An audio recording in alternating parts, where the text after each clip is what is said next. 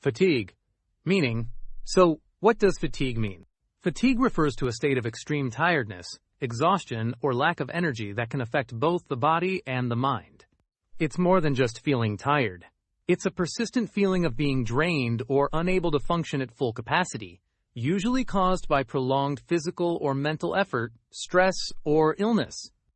After working long hours all week, he felt completely fatigued and needed rest. Let's look at more examples to help you understand how fatigue is used. Mental fatigue can make it hard to concentrate or make decisions. She was suffering from fatigue after a long period of stress at work. The fatigue he felt after the long hike was intense, but he pushed through it.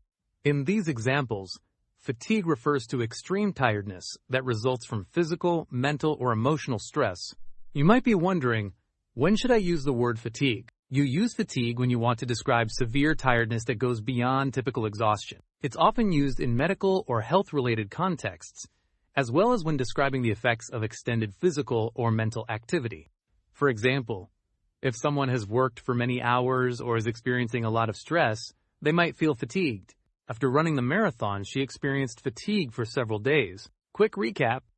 Fatigue is a state of extreme tiredness, exhaustion, or lack of energy, often resulting from physical or mental exertion. It's more intense than regular tiredness and can affect one's ability to function properly. You use fatigue to describe a condition where a person is so tired that it impairs their normal activities or well-being. Now you know what fatigue means and how to use it in different situations.